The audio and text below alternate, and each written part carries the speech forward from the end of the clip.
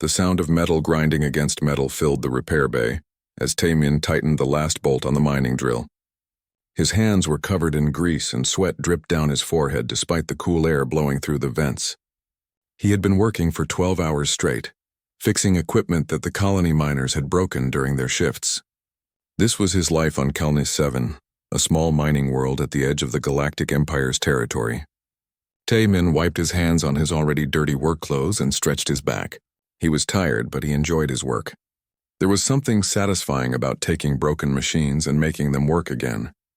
Most people in the colony thought he was strange because he talked to the machines while he fixed them. But Taemin didn't care. Machines made sense to him in a way that people sometimes didn't. The sun was setting outside, casting long shadows across the repair bay floor. Taemin decided to take the trash to the disposal area before heading home. He grabbed the container filled with broken parts and scrap metal, lifting it onto his shoulder as he walked out of the bay. The disposal area was located behind the main colony buildings, a place where most people never went unless they had to. The smell was terrible, and the ground was covered with rusted equipment and chemical waste. Taemin held his breath as he dumped the container, ready to leave as quickly as possible. That's when he heard it, a small whimpering sound coming from behind a pile of broken machinery. Taemin froze. Animals were rare on Kelnis 7. The planet was mostly rock and dust with very little natural life. He moved closer to the sound, carefully stepping over sharp pieces of metal and pools of oil. Behind a fallen cargo container, he found her.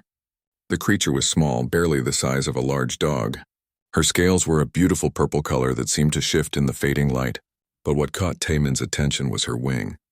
The right wing was twisted and torn, hanging at an unnatural angle. Blood, darker than human blood, stained the scales around the injury. Taemin recognized what she was immediately. A Valkyrie dragon. He had seen pictures in the colony's information database. These creatures were considered sacred in the Empire, rare and protected by imperial law. Finding one here injured and alone was impossible. Yet here she was, looking at him with eyes full of pain and fear. The dragon hatchling tried to move away from him, but her injured wing made her stumble. She let out a small cry that broke Taemin's heart. He knew he should report this to the colony administrators immediately. The proper procedure was clear, but as he looked into those frightened eyes, he couldn't do it. "It's okay," Taemin said softly, keeping his voice calm. "I'm not going to hurt you." The dragon watched him carefully, her body trembling. Taemin slowly reached out his hand, moving inch by inch, giving her time to get used to his presence. After what felt like forever, she sniffed his fingers. Her breath was warm against his skin. "I'm going to help you," Taemin whispered. "But I need to get you somewhere safe first." He looked around the disposal area. No one was nearby. The evening shift had already started, and most workers were either underground in the mines or in the dining hall. Taemin made a decision that would change his life forever. He carefully removed his work jacket and wrapped it around the small dragon, being extra gentle with her injured wing. She was heavier than she looked, and he could feel strange metallic structures beneath her scales. The dragon didn't fight him. Perhaps she understood that he was trying to help, or perhaps she was too weak to resist. Taemin carried her back to his workshop, taking the long route to avoid the main pathways. His heart pounded in his chest. If anyone saw him, there would be questions he couldn't answer. But luck was on his side. He made it to the repair bay without meeting anyone. Inside his workshop, Taemin cleared a space on his workbench and gently placed the dragon down. Under the bright lights, he could see the full extent of her injuries. The wing wasn't just broken, it had been caught in machinery, probably one of the automated mining drills. The delicate bones were crushed and the membrane was torn beyond natural repair. "What were you doing near the mining equipment?" Taemin asked, even though he knew she couldn't answer. "You shouldn't be here at all." The dragon made a soft sound, almost like a purr. Taemin took that as a good sign. He needed to clean the wound and stabilize the wing, but he had no experience with alien biology. All his knowledge was about machines and electronics. He pulled up the colony's medical database on his computer terminal and searched for information about Valkyrie dragons. There wasn't much. Most of the files were restricted, available only to high-level Imperial officials, but he found a basic anatomy diagram that made his eyes widen with surprise. The dragon's bones weren't entirely organic. They had metallic components mixed with the biological structure. The diagram showed a complex network of what looked like circuits running through the skeletal system. Velkhari dragons were partially mechanical by nature. "Well," Taymin said to the dragon, "maybe I can help you after all." He spent the next 3 hours carefully cleaning the wound and creating a temporary support for the damaged wing. The dragon bore the pain quietly, only flinching when he had to touch the most damaged areas. Taymin talked to her the whole time, his voice steady and reassuring. "I'm going to call you Bora," he said as he worked. "It means purple. Your scales are the most beautiful purple I've ever seen." When he finished the emergency treatment, Bora was exhausted. She curled up on a pile of soft cloth that Taymin had placed in the corner of his workshop. Within minutes, she was asleep, her chest rising and falling with each breath. Taymin sat in his chair and looked at the small dragon. He knew he had created a huge problem for himself. Keeping her was illegal. Hiding an imperial protected species was a crime that could get him thrown in prison. But sending her away meant sending her to die. The imperial authorities would take her to a facility where she would live in a cage, unable to fly because of her damaged wing. He pulled up the anatomy diagram again and studied it carefully. An idea was forming in his mind. Something crazy and probably impossible. But Taymin had built a career on solving impossible problems.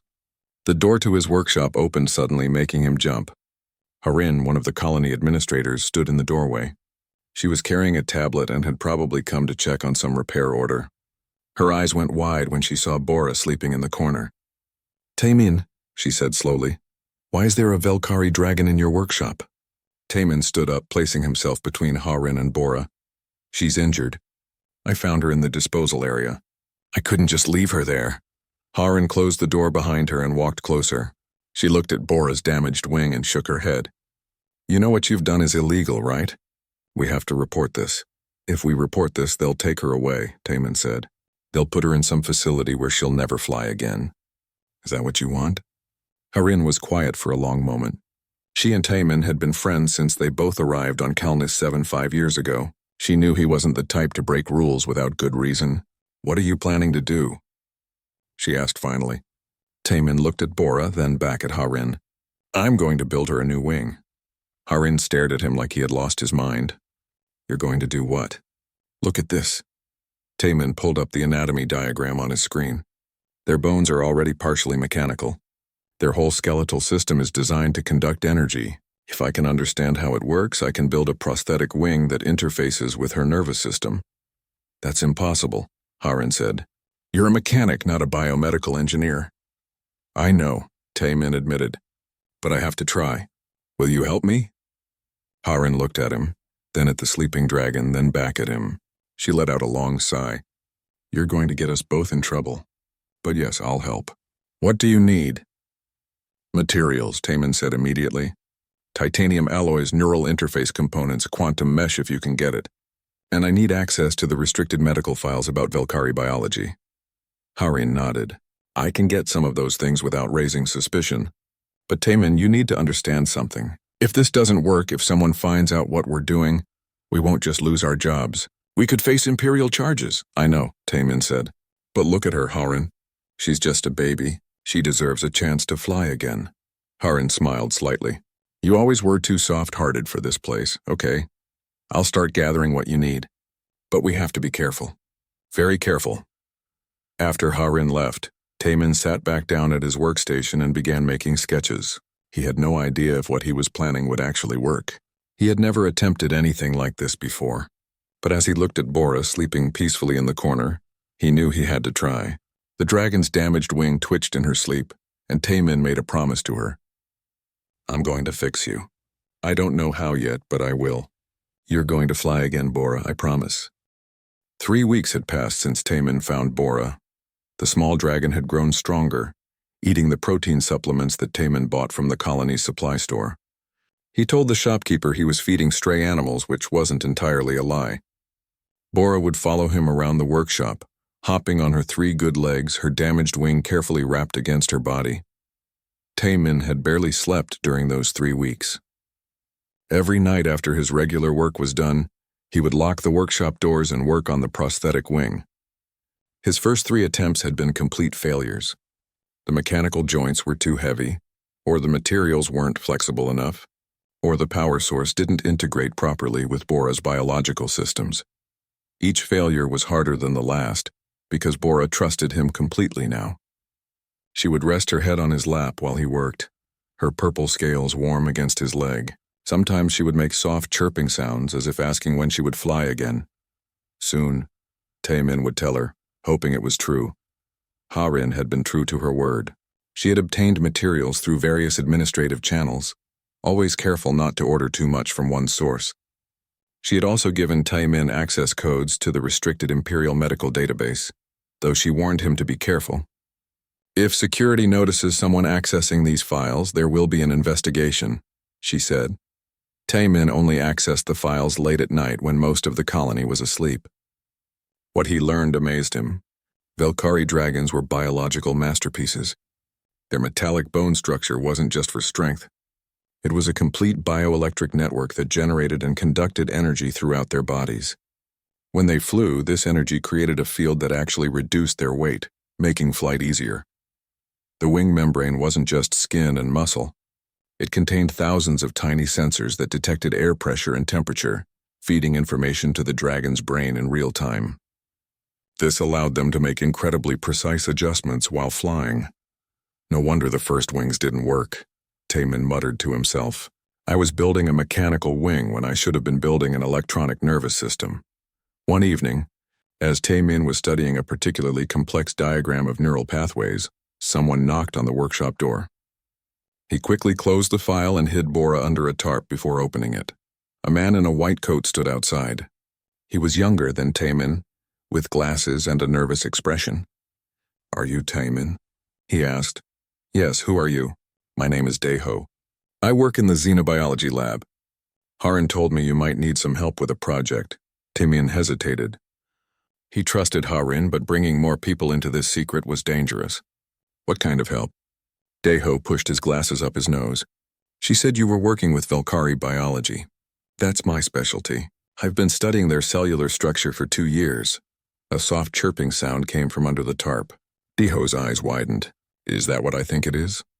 Taemin sighed. There was no point in hiding it now. He pulled back the tarp, revealing Bora. The dragon looked at Daeho with curious eyes. By the Empire, Daeho whispered. She's beautiful. What happened to her wing? Mining accident, Taemin said. I'm trying to build her a prosthetic, but I'm having trouble with the neural interface. Daeho knelt down beside Bora, examining her wing with professional interest. The bioelectric network is incredibly complex. You can't just attach a mechanical wing. It needs to integrate with her entire nervous system. I know, Taemin said. That's the problem I can't solve. Daeho stood up and smiled. Well, maybe 2 heads are better than 1. Show me what you've built so far. For the next several hours, Taemin and Daeho worked together. The xenobiologist explained how the bioelectric signals traveled through Velkhari bodies, and Taemin translated that knowledge into mechanical designs. They filled 3 whiteboards with equations and diagrams. What if we use a quantum sync mesh? Daeho suggested. It could learn her neural patterns and adapt in real time. Taemin's eyes lit up. That could work. The mesh would act like a bridge between her organic nervous system and the mechanical components. Exactly, Daeho said. But we'll need rare earth elements for the mesh. Those are heavily regulated. I can get them, Harin's voice came from the doorway. She walked in carrying a small case. Don't ask how. Just know that we can't do this again. Inside the case were several small containers filled with silvery powder. Is this what I think it is? Taemin asked. Quantum reactive compounds, Harin confirmed. Enough to build your mesh. Use it wisely. With the new materials and Daeho's knowledge, Taemin began building the 4th version of the prosthetic wing. This one was different from the others. Instead of trying to replicate a natural wing, he designed something new. The frame was made of lightweight titanium alloy, shaped like a dragon's wing but sleeker. The mesh stretched across the frame like a membrane, but it was filled with thousands of tiny sensors and conductors. The most important part was the neural interface at the base of the wing. This small device would connect directly to Bora's bioelectric network, reading her intentions and translating them into wing movements. Taemin spent days calibrating it, testing it with small electrical signals to make sure it wouldn't hurt her. Finally, after 2 more weeks of work, the wing was ready. Taman held it up to the light. The titanium feathers caught the light beautifully, and the quantum mesh shimmered with an inner glow. "It's time," he said to Bora. The dragon seemed to understand. She stood still while Taman carefully attached the prosthetic to her body. The neural interface clicked into place against the metallic bone structure at her shoulder. For a moment, nothing happened. Then Bora's eyes went wide. The prosthetic wing twitched again. Slowly, it began to move, matching the movements of her organic wing. "It's working," Deho breathed. "The interface is connecting." Taman watched with his heart in his throat as Bora tested the new wing. She extended it, folded it, adjusted the angle of the feathers. Each movement was tentative at first, but quickly became more confident. "Try to fly," Taman urged. "We cleared the workshop. You have room." Bora looked at him, then at the empty space in the warehouse section of the workshop. She crouched down, her muscles tensing. Then she jumped. For a glorious moment, both wings spread wide and she was airborne. She rose 3 feet off the ground, her wings beating in perfect synchronization. Taman felt tears in his eyes. Then something went wrong. The prosthetic wing locked up, freezing in place. Bora lost her balance and tumbled to the ground, hitting the concrete floor hard. "Bora!" Taman rushed to her side. The dragon was breathing, but clearly in pain. Her organic wing was bent at a bad angle, and the prosthetic had sparked where it connected to her body. Deho helped him move Bora to the padded area in the corner. "What happened?" he asked. Taman examined the wing carefully. The interface connected, but it couldn't handle the full load of her neural signals. When she tried to fly, it overloaded the system. He felt like a failure. After all that work, after giving Bora hope, he had only hurt her more. The dragon looked at him with confused eyes, as if asking why the wing had betrayed her. "I'm sorry," Taman whispered. "I'm so sorry." Harin put a hand on his shoulder. "You got farther than anyone else could have. The wing worked for a moment. That means the design is right. It just needs adjustment." "But what if I can't adjust it enough?" Taman asked. "What if this is as good as it gets?" Deho was examining the data from the neural interface on Taman's computer. "Wait," he said suddenly. "Look at this." When the wing connected, there was a spike in bioelectric energy. The interface tried to match it, but couldn't process the data fast enough. Taman looked at the screen. Deho was right. The wing hadn't failed because the design was wrong. It had failed because Bora's nervous system was more complex than they had anticipated. The quantum mesh had tried to learn her patterns, but there was too much information coming too fast. "We need a better processor," Taman said.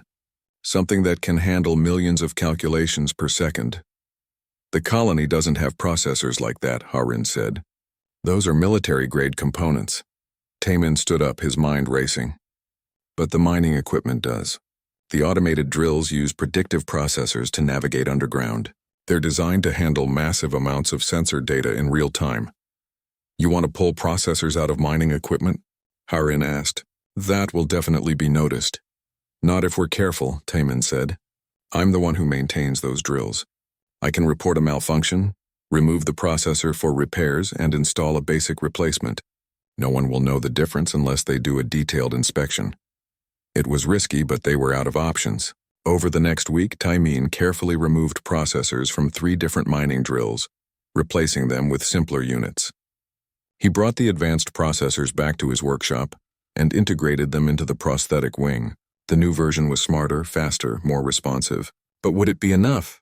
Bora's organic wing had healed from the crash, though Taman noticed she was more cautious now. She watched him work on the prosthetic with wary eyes. "I know you're scared," Taman told her. "I'm scared too. But we have to try again. You deserve to fly." When the modifications were complete, Taman reattached the wing. This time the connection was smoother. The prosthetic responded immediately to Bora's thoughts, moving as naturally as her organic wing. "Okay," Taman said softly. "Whenever you're ready." Bora stood in the center of the workshop. She looked at Taman, then at the open space above her. She crouched again, and Taman held his breath. She jumped. Both wings spread wide, beating in perfect harmony. Bora rose into the air, higher this time, more stable. She flew in a circle around the workshop, her movements growing more confident with each second. Then something amazing happened. Bora began to sing. It was a high, harmonic sound that made every piece of metal in the room vibrate. The prosthetic wing glowed brighter, responding to the sound, amplifying it. "She's flying," Deho said, his voice full of wonder. She's actually flying. Taimin couldn't speak. He just watched as the small purple dragon soared through his workshop, whole again, free again. This was what he had worked for. This was why all the sleepless nights and failures had been worth it. But their celebration was cut short by a loud alarm. The facility-wide security system had been triggered. The vibration from Bora's song had set off the sensors. Within minutes, footsteps echoed outside the workshop. Someone was coming. Taimin quickly guided Bora down and covered her with the tarp just as the door opened. Youngsuk, the head of colony security, stood in the doorway. She was a stern woman in her 50s who took her job very seriously. "What was that sound?" she demanded. "Just testing some equipment," Taimin said, trying to keep his voice steady. "Sorry about the alarm." Youngsuk walked into the workshop, her eyes scanning everything. She moved toward the tarp and Taimin's heart stopped. But then she paused, looking directly at him. "I know what you're hiding," she said quietly. Taimin felt his world collapsing. But Youngsuk surprised him. Instead of calling for backup, she walked to the tarp and pulled it back slightly, just enough to see Bora's face. 3 days, she said, turning back to Taimin. "Imperial inspectors are coming for a routine check. Whatever this is, it cannot be here when they arrive. Do you understand?" Taimin nodded, unable to find words. Youngsuk walked to the door, then paused. "What you've done here is remarkable. But it's also illegal. Be smart about this." After she left, Harin let out a breath she had been holding. 3 days. "What are you going to do?" Taimin looked at Bora, who was watching him with those intelligent purple eyes. "I'm going to set her free. Take her to the mountains where she'll be safe." But even as he said it, he knew it wouldn't be that simple. Bora had imprinted on him. She didn't want to leave. And somewhere in his heart, he didn't want her to leave either. What Taimin didn't know was that Bora's flight had been detected by more than just colony sensors. An Imperial scout ship passing through the system had picked up the unique energy signature of the prosthetic wing. And they were very interested in learning more. The Imperial ships arrived exactly 48 hours after Youngsuk's warning. Not 3 days. 48 hours. Taimin watched from the workshop window as 3 massive vessels descended from the sky, their hulls gleaming in the morning sun. These weren't inspection ships. These were diplomatic cruisers, the kind that carried important Imperial officials. "This is bad," Harin said beside him. She had come as soon as the ships appeared. Very bad. Taimin had planned to take Bora into the mountains that night. Now there was no time. The dragon sat behind him, calm despite the danger. She had grown in the weeks since he found her. She was now the size of a large horse, her purple scales gleaming with health. The prosthetic wing had become a part of her, moving as naturally as if she had been born with it. A squad of Imperial guards marched through the colony, their armor polished and weapons clearly visible. They weren't here for a routine inspection. They were here for him. The workshop door opened without a knock. 6 guards entered first, followed by a tall alien with serpentine features. His skin was covered in green scales and his eyes were cold and analytical. He wore robes that marked him as an ambassador. "You are Taimin?" the alien asked, his voice smooth and dangerous. "Yes," Taimin said, stepping in front of Bora protectively. "I am Ambassador Kess. You will come with us immediately." "Bring the dragon." "Why?" Taimin demanded. "What law have I broken?" Ambassador Kess smiled, showing too many teeth. "You have not broken any law. You have done something far more interesting. You have caught the attention of Empress Velthara herself. She wishes to see this miracle you have created." Taimin felt his blood run cold. The Empress, the supreme ruler of the Velkari Empire, one of the oldest and most powerful beings in the galaxy. She wanted to see Bora. "And if I refuse?" Taimin asked, though he already knew the answer. "Then this colony will face sanctions," Kess said simply. "Trade restrictions, increased taxes, perhaps even closure. Your choice is simple. Come willingly or watch your home suffer." Harin grabbed Taimin's arm.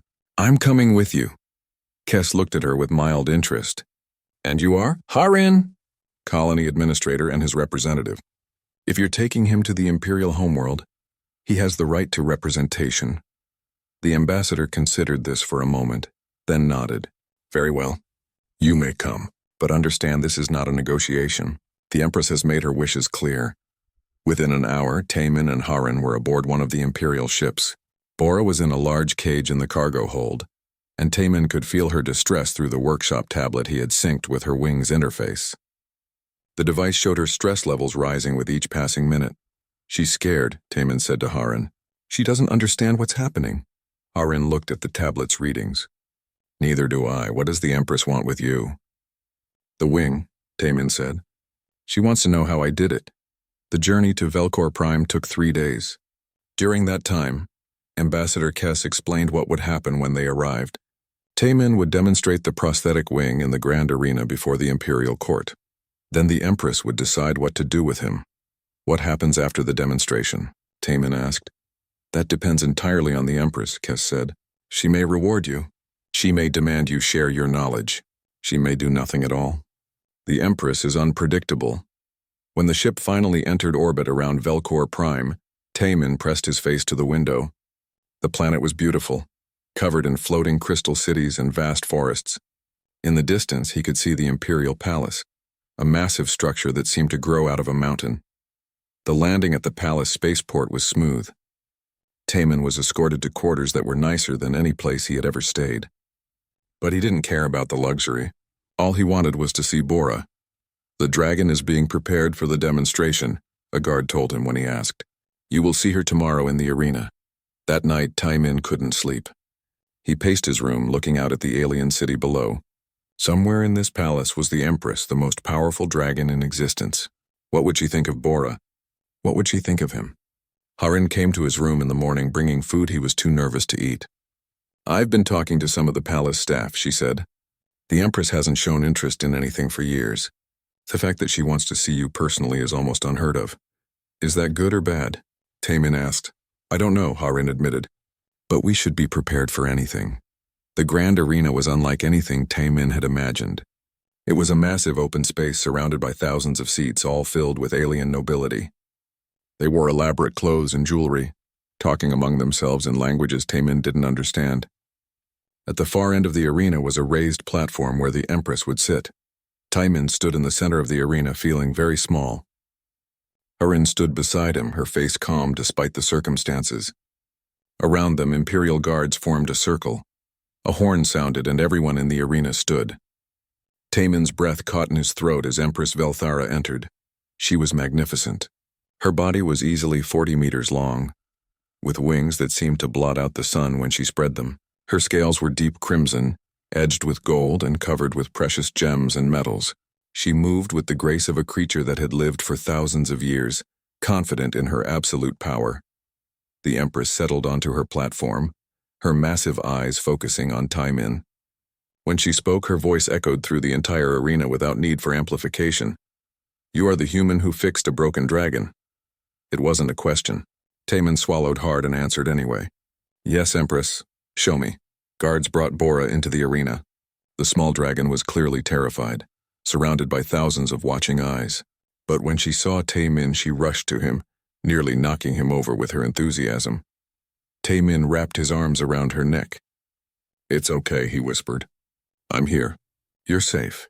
The Empress watched this display with interest. "Demonstrate the wing," she commanded. Taemin stepped back from Bora, giving her space. The arena had been cleared for flight, with plenty of room for her to maneuver. But Bora didn't want to fly. She wanted to stay close to Taemin, the only familiar thing in this strange place. "Come on, Bora," Taemin said gently. "Show them what you can do. Show them how amazing you are." The dragon looked at him with uncertain eyes. Taemin smiled at her, projecting calm and confidence he didn't feel. Slowly, Bora spread her wings. The organic wing on her left, the prosthetic on her right. They moved in perfect harmony. She took a running start and launched herself into the air. The crowd gasped as she climbed higher, her wings beating steadily. The prosthetic wing gleamed in the sunlight, its titanium feathers adjusting automatically to the air currents. But Bora didn't just fly. She performed. She did loops and rolls, dives and climbs. She showed off moves that would be difficult for any dragon, natural or not. The prosthetic wing wasn't just a replacement. It was an enhancement, allowing precision and control that organic wings couldn't match. The crowd began to cheer. Even the stiff imperial nobles couldn't help but be impressed. Bora, feeding off the energy, began to sing. That same harmonic sound from the workshop, but louder, filling the entire arena with music that made everyone's bones vibrate. Taemin watched with tears streaming down his face. She was beautiful. She was perfect. And she was flying like she had been born to do it. Finally, Bora descended, landing gracefully beside Taemin. The crowd erupted in applause. Taemin hugged her, not caring what anyone thought. The Empress raised one massive claw and the arena fell silent. Her eyes were fixed on Taemin, unreadable. "Human," she said, "you will give us the designs for this technology. You will teach our Imperial engineers how to build these wings. In return, you and your colony will be granted protected status and wealth beyond your imagination." It was the opportunity of a lifetime, everything Taemin could ever want, offered by the most powerful being in the galaxy. The smart thing to do was say yes immediately. Taemin looked at Bora, then at the Empress. He thought about his workshop, about the weeks of work, about the bond he had formed with this dragon. He thought about why he had built the wing in the first place. "No," he said. The arena went completely silent. Even the guards looked shocked. Harin grabbed his arm, her eyes wide with panic. Ambassador Kess stepped forward quickly. "The human doesn't understand what he's saying, Empress. He's merely a mechanic from a small colony. He doesn't comprehend the honor you're offering." "I understand perfectly," Taemin said, his voice stronger now, "and my answer is still no." The Empress leaned forward, her massive head moving closer to Taemin. "You refuse me? Do you understand what you are doing?" "Yes," Taemin said. "You're asking for the designs, for the technical specifications. But that's not what made Bora fly. The wing is just metal and circuits. What made it work was understanding her, caring about her, spending time with her. You can't mass-produce compassion. You can't teach someone to care through technical manuals." "Explain yourself," the Empress demanded, her voice dangerous. Taemin gestured to the arena full of nobles. "Look at all these people. How many of them would have stopped to help an injured dragon? How many would have risked their careers, their freedom, just to help someone in pain? The technology is nothing without the heart behind it." The Empress stared at him for a long moment. Taemin was certain he was about to be executed. But then something unexpected happened. The Empress laughed. It was a deep rumbling sound that shook the entire arena. "You are either very brave or very foolish, human. Perhaps both." She settled back on her platform, her eyes still fixed on Taemin. "You claim this bond is real, that your heart is what made the difference. Very well. I will give you 1 month to prove it." "Prove it how?" Taemin asked. "In my empire there are 3 dragons who have been declared broken beyond repair," the Empress said. "Failures. They cannot fly, and my best engineers have failed to help them. You will help these 3 dragons. If you succeed, you may keep your secrets and return to your colony. If you fail, you will surrender everything and become Imperial property. Do you accept this challenge?" Taemin looked at Harin. She shook her head slightly, warning him not to accept. The odds were impossible. 1 month to help 3 dragons he had never met, using resources in a place he didn't know. But then he felt Bora press against his side, trusting and warm. He thought about how scared she had been when he found her, how hopeless her injury had seemed. He had helped her against impossible odds. Maybe he could do it again. "I accept," Taemin said. The Empress smiled, showing teeth that could easily crush him. "Excellent. You will begin tomorrow. Ambassador Kess will show you to the dragons and provide whatever resources you require. I look forward to seeing if your human heart is truly as special as you claim." As the guards led Taemin and Harin out of the arena, Harin whispered urgently, "What have you done? 3 dragons in 1 month? That's impossible." "I know," Taemin said. "But what choice did I have? Say yes and give up everything that made Bora's wing special? Or say no and face punishment anyway?" "You could have lied," Harin said. "Agreed to share the designs and then found a way to escape." Taemin shook his head. The Empress would have seen through that. "Besides, I meant what I said. The technology isn't the important part. If I can prove that, maybe it will change how the Empire thinks about things." "You're insane," Harin said, but she was smiling slightly. "But I suppose that's why I agreed to help you in the first place. So what's the plan?" "First, I need to meet these 3 dragons," Taemin said. "I need to understand what's wrong with them and why the Imperial engineers failed. Then I need to figure out if I can actually help them." "And if you can't?" Harin asked. Taemin looked back at the arena, where the Empress still sat on her platform watching them leave. Then we'll find out exactly what happens when you refuse an empress. Ambassador Kes led Taimin and Harin through the imperial palace the next morning. The hallways were enormous, designed for creatures much larger than humans. Taimin felt like an ant walking through a cathedral. Bora walked beside him, her prosthetic wing folded neatly against her body.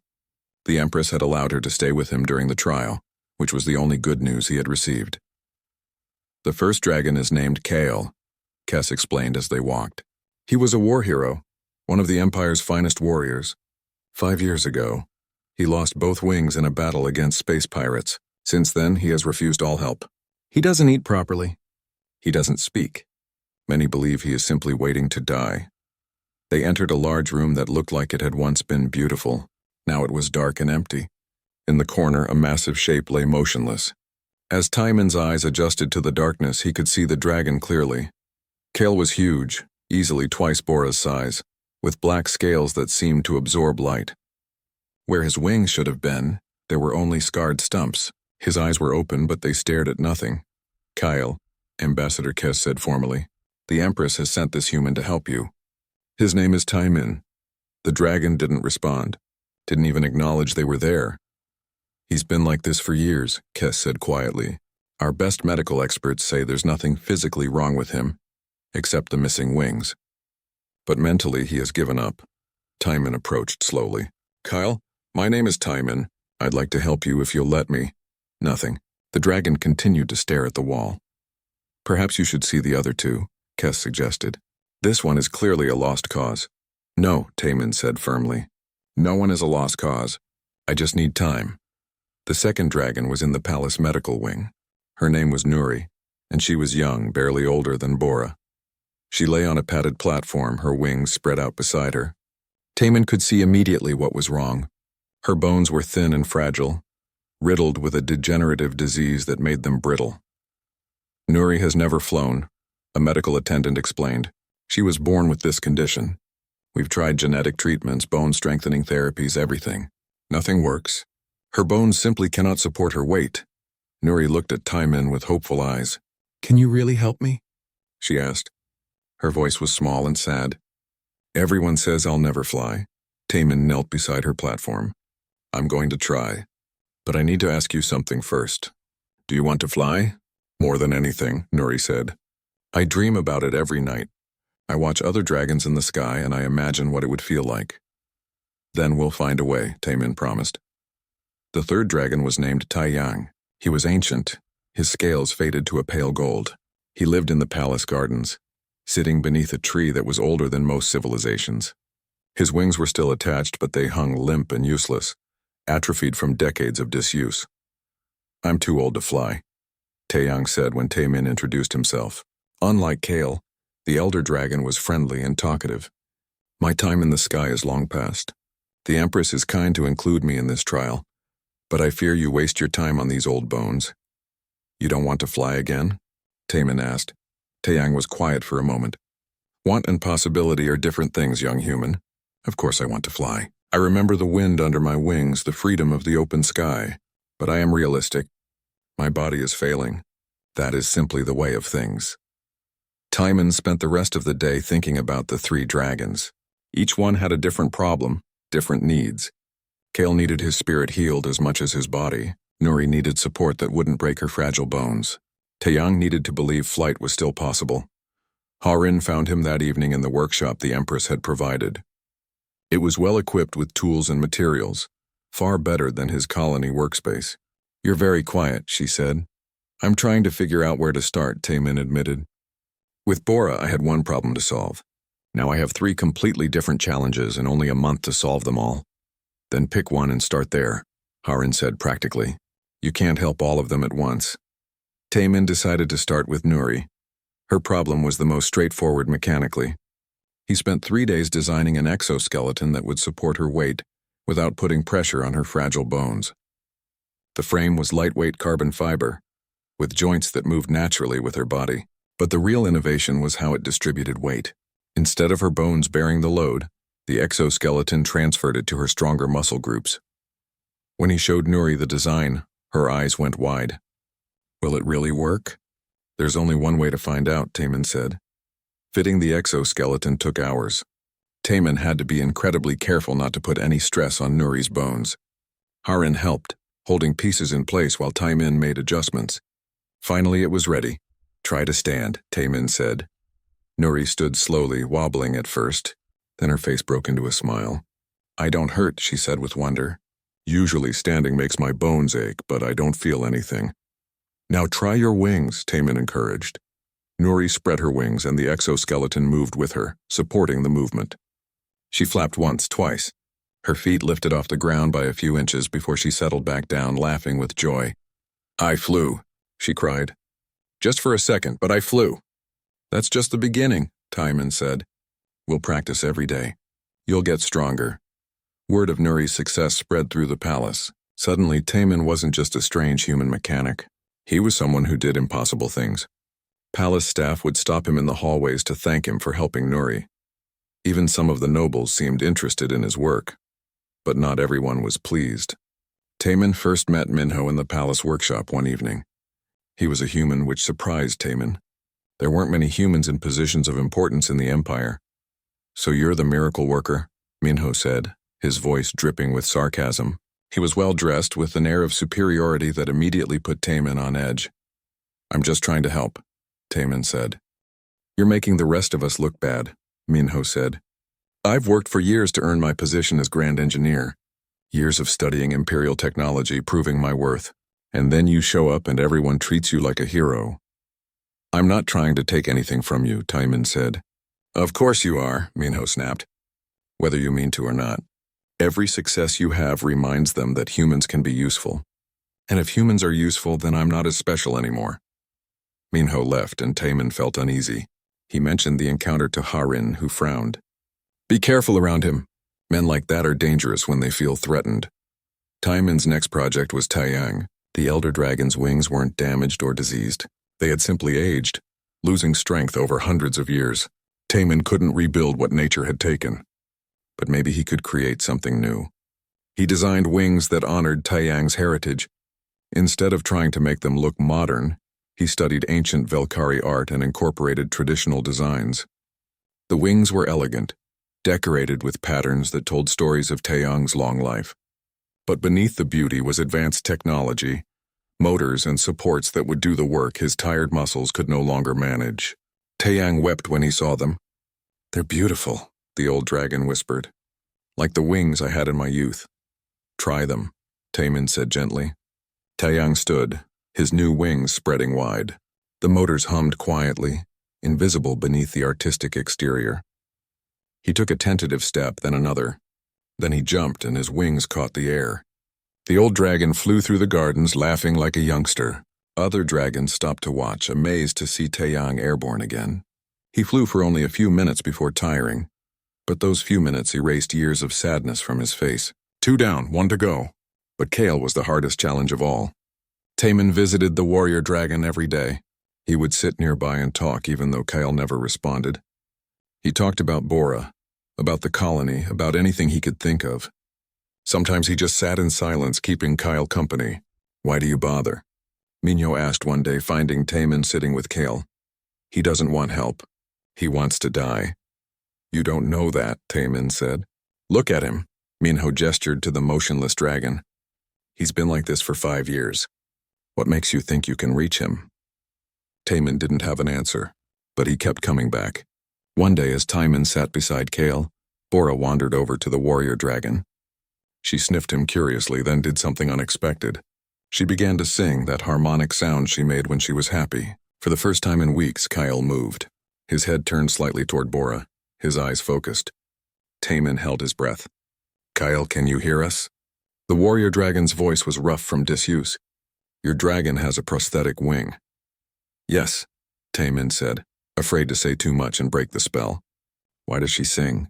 Kale asked. "Because she's happy." "Because she can fly again?" Kale was quiet for a long time. Then he said, "I was the best warrior in the Empire. I fought in 37 battles. I never lost. My wings were my weapons, my pride, my identity. When I lost them, I lost everything that made me who I was." "That's not true," Taemin said carefully. "Your wings were part of you, but they weren't all of you. You're still a warrior. You're still Kyle. A warrior who cannot fight is nothing, Kyle said bitterly. Taemin thought about this for a moment. Then he had an idea. What if I could give you wings that made you an even better warrior? What if losing your original wings wasn't the end, but a chance to become something new?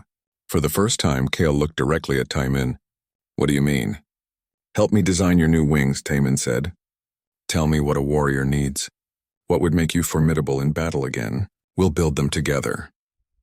Over the next 2 weeks, Kale became involved in his own recovery. He described what he needed in combat. Wings that could shield him from weapons fire.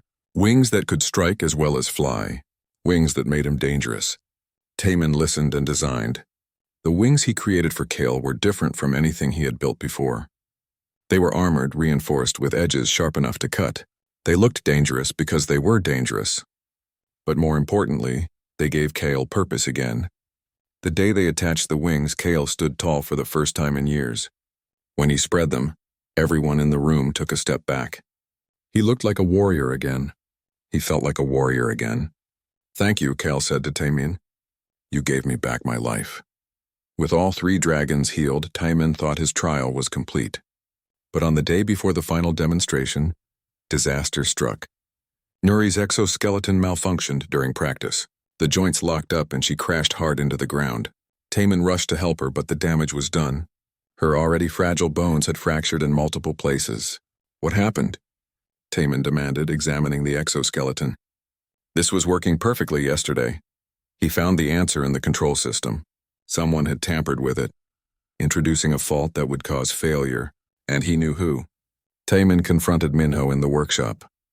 You sabotaged Nuri's exoskeleton. Minho didn't even try to deny it. She was going to make you look too good. I couldn't allow that. She could have died, Taemin shouted. She's just a broken dragon, Minho said coldly. What does it matter? Something in Taemin snapped. He grabbed Minho by his expensive robes. What did they promise you? What made you think you had to betray your own humanity to matter here? Minho's face crumpled. You don't understand. Humans are nothing in the Empire. We're tolerated because we're useful, but we're never respected. I had to prove I was better than other humans. I had to show them I could think like they do, value what they value. And what do they value? Taemin demanded. Because from where I stand, you've become exactly what you feared. You've made yourself nothing by trying to be something you're not. Taemin reported the sabotage to Ambassador Kess, showing the evidence. Minho was arrested, but the damage was done. Nuri was injured, and the final demonstration was tomorrow. That night, Daeho arrived from the colony. Harin had sent for him days ago, knowing they might need his expertise. Together, Taemin, Harin, and Daeho worked through the night to repair Nuri's exoskeleton and heal her bones as much as possible. By morning, Nuri could stand, but she was weak. I don't think I can fly, she said sadly. You don't have to fly far, Taemin said. Just enough to show the Empress that it's possible. Can you do that? Nuri nodded bravely. I'll try. The final demonstration was held in the Grand Arena again. The Empress sat on her platform, watching with those ancient, unreadable eyes. Beside her sat representatives from across the Empire, all curious to see if the human had succeeded. Kyle flew first. He soared through the arena, performing combat maneuvers that made the crowd gasp. His new wings were fearsome and beautiful, and he moved with the confidence of a warrior reborn. Taeyang flew second. The old dragon moved with grace and dignity, his wings shimmering in the sunlight. He didn't do tricks or stunts. He simply flew, and that was enough. The crowd cheered for him, happy to see one of their elders whole again. Then came Nuri. She was trembling as she prepared to fly, her injuries still healing. Taemin knelt beside her. You can do this. I believe in you. Nuri spread her wings and jumped. She rose into the air, wobbling but flying. She managed one full circle of the arena before landing, exhausted but triumphant. The Empress stood from her platform. The entire arena fell silent. She looked at the 3 dragons, then at Taemin. You have succeeded, she said. Against all odds, against sabotage, against time itself. You have proven that your human heart is indeed special. She paused, and Taemin could swear he saw something like a smile on her massive face. But now I must tell you the real reason for this trial. The Empress descended from her platform, her massive wings creating gusts of wind that made everyone in the arena lean back. She approached Taemin directly. her head lowering until her eyes were level with his. This close, Taman could see the age in those eyes. Thousands of years of memories, wisdom, and something else. Something that looked almost like sadness. "Come with me," the Empress said. Alone, Ambassador Kess stepped forward. "Empress, is that wise? Perhaps guards should accompany you. Are you suggesting this small human is a threat to me?" the Empress asked, amusement in her voice. Kess bowed quickly. "Of course not, Empress." Taman followed the Empress out of the arena, leaving Harin and the others behind. Bora tried to follow, but Taman gently told her to stay. The dragon whined, but obeyed. The Empress led him through corridors Taman had never seen before, deep into the heart of the palace. Finally, they entered a chamber that was clearly her private quarters. It was vast but surprisingly simple. No gold decorations, no jewels. Just open space, comfortable places to rest, and windows that showed the sky. "Sit," the Empress said, settling onto a raised platform. "We need to talk, and I prefer to do so without the theater of court politics." Taman sat on a bench that was probably meant for dragons much smaller than the Empress. His feet barely touched the floor. "What did you mean when you said there was a real reason for the trial?" The Empress was quiet for a moment, looking out the windows at the sky beyond. "How old do you think I am, Taman?" "I don't know," Taman admitted. "Thousands of years?" 3,417 years, the Empress said. "I have ruled this empire for 2,000 of those years. I have watched civilizations rise and fall. I have seen wonders and horrors beyond your imagination. And do you know what I have learned in all that time?" Taman shook his head. "That perfection is death," the Empress said simply. "The Velkhari achieved perfection millennia ago. Our genetics are flawless. Our technology is advanced. Our society is stable. We have everything we could want. And we are dying because of it." "I don't understand," Taman said. The Empress turned her massive head to look at him. "When you have achieved perfection, there is nowhere left to grow. We have forgotten how to adapt, how to change, how to face challenges. Our birth rates are declining. Our innovation has stagnated. We rely on ancient technology because we've forgotten how to create new solutions. We are perfect, and that perfection is killing us." Taman thought about his workshop back on Calnus 7, always filled with broken equipment that needed creative solutions. He thought about humanity, always struggling, always adapting. "So you wanted to see if humans could teach you something?" "Not just humans," the Empress said. "You specifically." "When I heard about a mechanic who built a dragon wing out of spare parts and compassion, I knew I had to meet you. Because what you did should have been impossible. You had no training in Velkhari biology. You had limited resources. You should have failed, but you didn't because you approached the problem differently than any of my engineers would have." "I just wanted to help Bora," Taman said. "Exactly," the Empress said. "My engineers would have approached it as a technical problem. They would have tried to replicate a natural wing perfectly. You approached it as a relationship. You learned about Bora, understood her needs, and built something new rather than trying to restore what was lost. That kind of thinking is what my empire has forgotten." Taman was beginning to understand. The three dragons, Kael, Nuri, and Taiyang. They weren't really a test, were they? "Oh, the test was real," the Empress said. "But it wasn't just about whether you could help them. It was about watching how you helped them. I needed to see if your success with Bora was luck, or if you truly had a different way of thinking." "And what did you see?" Taman asked. "I saw you treat each dragon as an individual," the Empress said. "I saw you spend time understanding their needs, their fears, their hopes. I saw you give Kael purpose, give Nuri confidence, give Taeyang dignity. My engineers would have built wings and declared the job done. You rebuilt spirits along with bodies." The Empress stood and walked to the windows looking out at her empire. "I am going to ask you something, Taman. Not as an Empress making demands, but as one being to another. Will you help my empire remember how to think like you do? Will you teach us to see problems the way humans see them?" "How?" Taman asked. "I'm just a mechanic from a small colony. I don't know anything about running an empire." "You know the most important thing," the Empress said. "You know how to care about imperfect things, how to see value in what others consider broken. That is what we need to relearn." Taman thought about this carefully. "If I agree, I have conditions." The Empress turned back to him, surprised. Not many beings dared to make conditions with her. "Name them." "First, humans can't be treated as lesser beings anymore," Taman said. "If you want us to help your empire, we need to be equals. Real equals, not just words. Agreed, the Empress said immediately. Second, colonies like mine need autonomy. We can't help you think differently if we're just following imperial orders all the time. We need freedom to innovate, to make mistakes, to find our own solutions. The Empress considered this longer. That will require significant changes to imperial law. But yes, I agree. Third, Taemin said, and this was the hardest one. I don't want to leave my home permanently. I'm willing to help, to teach, to share what I know. But Kalna 7 is where I belong. My workshop, my friends, my life is there. The Empress smiled, a strange expression on such a massive face. You truly are different from most beings I've met. Offered power and position in the imperial capital, and you choose to stay in a dusty mining colony. Very well. We will establish a joint research institute. You will be its director. But you may run it from your colony if you wish. Others will come to you to learn. One more thing, Taemin added. Minho, the human who sabotaged Nuri's exoskeleton. What about him? The Empress asked, her voice hardening. He committed a serious crime. He will be punished.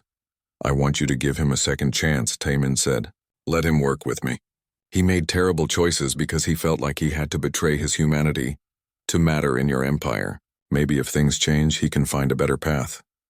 The Empress looked at Taemin with something like wonder. You would show mercy to someone who tried to sabotage you? He's lost, Taemin said. Like Kale was lost. Maybe he just needs someone to help him find his way back. Very well, the Empress said. Your conditions are accepted. We will formalize this arrangement tomorrow in the Imperial Court. But Taemin, I want you to understand something. What you have started here today will change the course of history, the relationship between humans and the Velkari Empire, the way we approach problems, the value we place on different ways of thinking. These changes will ripple across the galaxy. I just wanted to help a dragon, Taemin said quietly. And in doing so, you may have saved an empire, the Empress replied. The next day, the announcement was made in the grand arena before the assembled court. Humans would be granted full citizenship in the empire. Colonies would receive autonomy. A joint Velkari Human Institute of Innovation would be established on Kalna 7, with Taemin as its director. The reactions were mixed. Some nobles were outraged at the idea of treating humans as equals. Others were curious to see what this experiment would bring. But the Empress's word was law, and slowly the empire began to change. Harren became the first human ambassador to the imperial court. She moved to Velkor Prime permanently, working to bridge the gap between human colonies and imperial authority.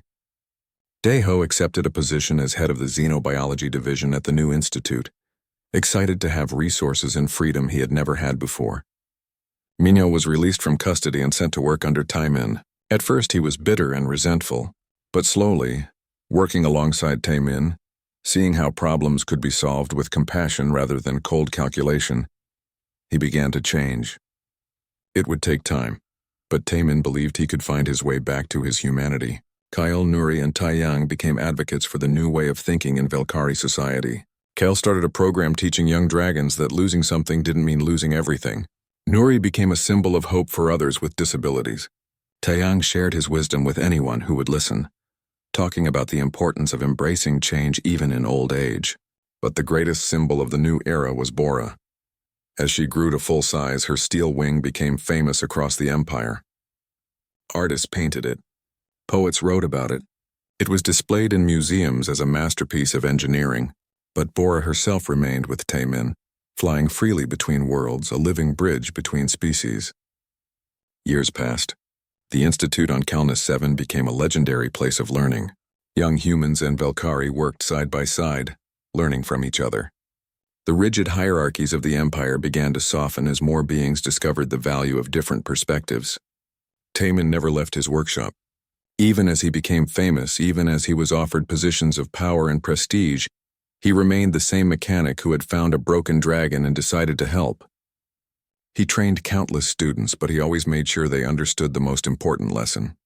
Technology without compassion was just metal and circuits.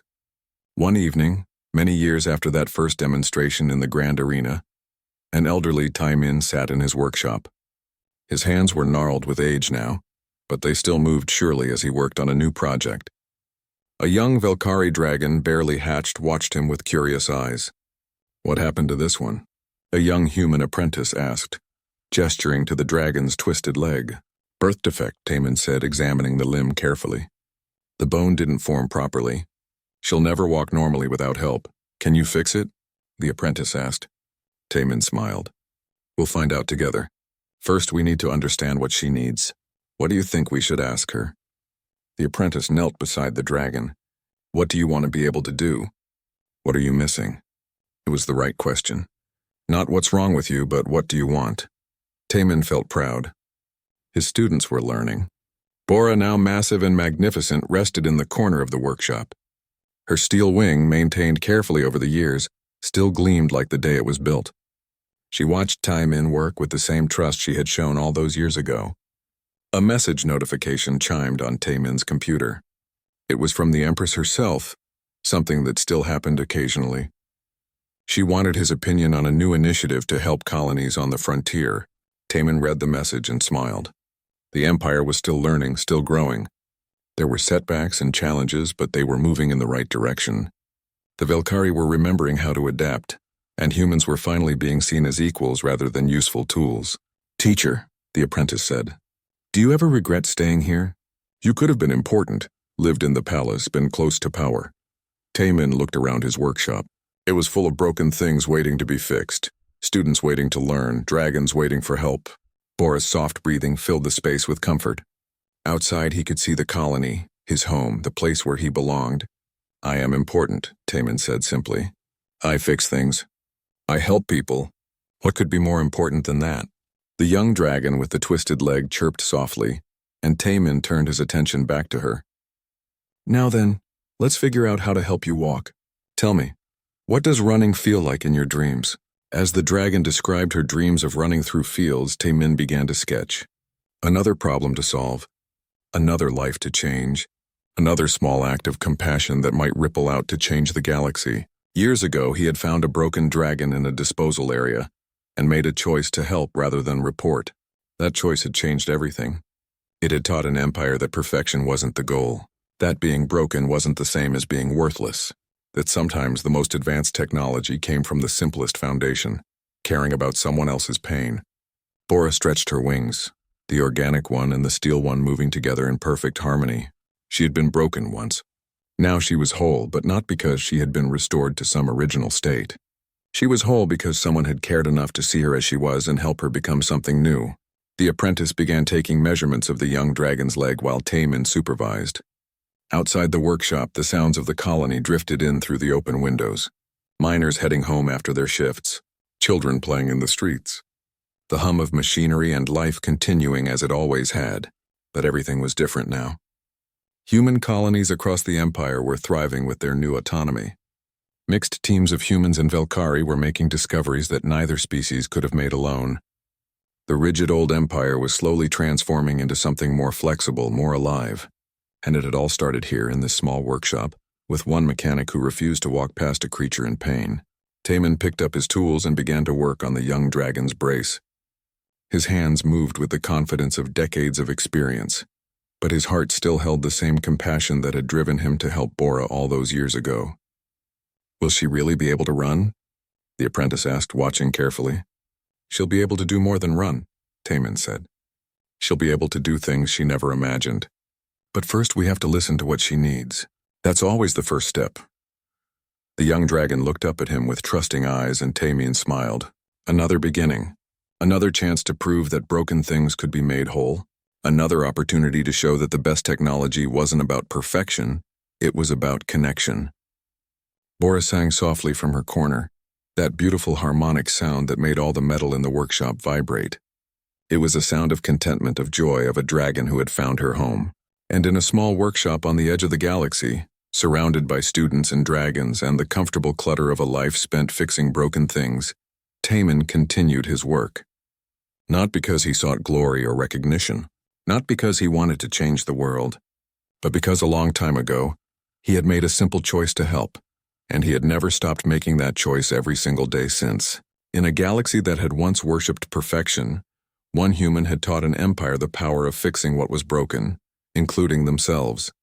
And that lesson would echo through the stars for generations to come, all because one mechanic had looked at an injured dragon and said, "I'm going to help you."